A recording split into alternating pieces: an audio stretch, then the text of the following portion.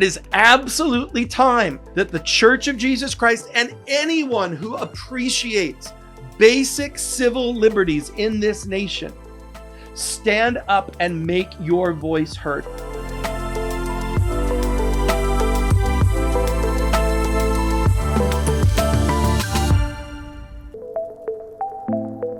What does it mean that we are in a Bonhoeffer moment? Who was Dietrich Bonhoeffer? What is his relevance for us today? I want to speak to you today, pastors, church leaders, Christians, non-believers who just have a basic appreciation for America, for Judeo-Christian values, for the bedrock of what we live in as a society. Dietrich Bonhoeffer was a pastor in Germany during the rise of Hitler. And he was confronted with this reality that though he lived in the religious world, he served in the religious world, there was this urgency that he saw that he needed to speak out as evil was arising in Germany. He saw the dark cloud of evil arising, and he realized that he could not be silent. There were 18,000 churches in Germany at the time of the rise of Hitler, 18,000. Unbelievably, 3,000 of them sided with Hitler. So history will teach us that there will always be not only a righteous remnant, but there always will be an apostate remnant who is an early adopter of evil agenda in culture. So 3,000 churches began to give Hitler cover, right? Began to be part of Hitler's propaganda team. And they began to cooperate with this emerging despotic tyrant and his evil agenda. That left 15,000 churches that kind of hung in the balance. And so Dietrich Bonhoeffer, along with Martin Niemöller, they organized what was called the Confessing Church. It was a coalition of churches bringing believers together to try to be salt and light to preserve the integrity of their nation against this emerging evil. What happened? Well, Bonhoeffer and Niemöller were only able, of the remaining 15,000 churches, only 3,000 churches saw the reality of the evil that was rising and stood with them. That left 12,000 churches who said, we can't get involved. It's too political. It's too political for us. And how many churches and pastors and Christians right now across America, across the West, are looking at the situation going on in Israel, and they're wanting to say, you know what? I've got too many people in my church who are unbelievers, or they're Gen Z, and I got to be careful. I can't come across as too political. Listen to what Bonhoeffer said. Silence in the face of evil is evil itself. God will not hold us guiltless. Not to speak is to speak. Not to act is to act. Bonhoeffer and Niemöller were only able to gather 3,000 churches. That left 12,000 churches who decided to stay uninvolved, no comment. What happened?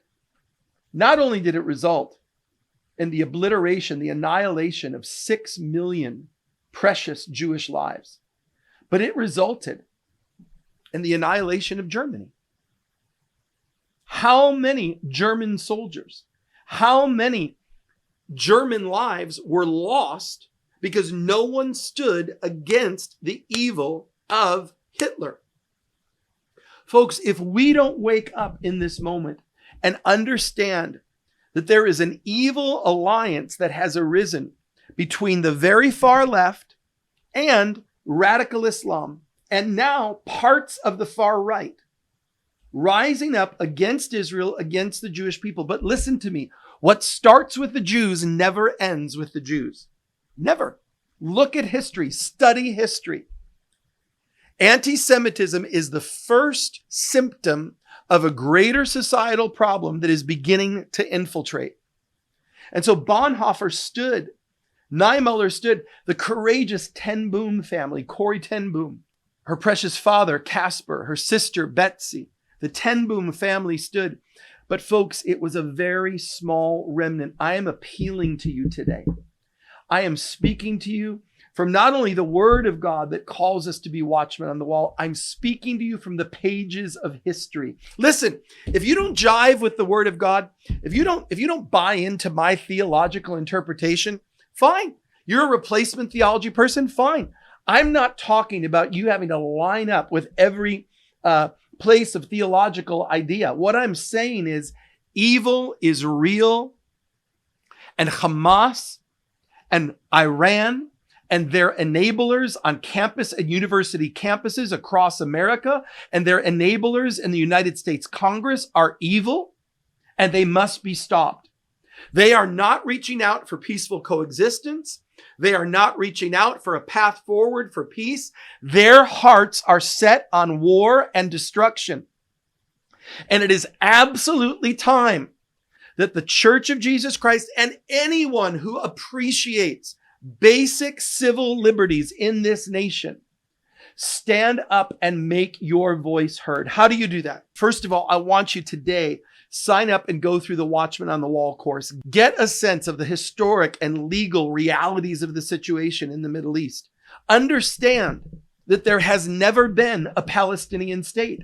The nation of Palestine has never existed in history, ever.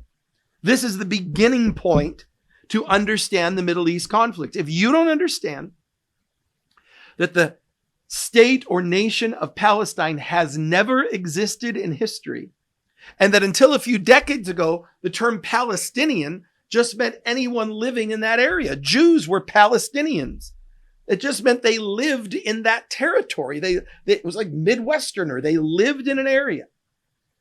If you don't understand the reality, and so you're afraid and you're standing in silence, you cannot afford to be uneducated on this. But then number two, listen, you've got to get loud. You've got to get loud with your senior pastor. If your pastor is not preaching about this from the pulpit, respectfully, it's time to make him or her uncomfortable. It is time to go to your pastor, to go to your board members of your church, to go to your denominational heads. We are heading for an apocalypse. We are heading for a moment in history, and it begins with Israel. It begins with the Jews. But I'm telling you, our brothers and sisters in Africa are already suffering under the hands of radical Islam. Our brothers and sisters in China and North Korea under radical leftism. And if we are concerned about the future of human rights on this planet, I want religious freedom for all. I want religious freedom for Jews, Christians, Muslims, Buddhists, atheists. I want religious freedom to practice or not practice your religion for all. That is not what we're moving toward. We are moving towards totalitarianism. And it is absolutely necessary that we awaken ourselves out of our inactivity, out of our slumber. Oh, our Jesus meetings. Touch me, Lord. I want the glory realm, Lord. I want to live in the... Wake up! Wake up and understand that you've got to get involved in real life. You've got to know your congressman's phone number. You've got to get their email address. You've got to show up at school board meetings.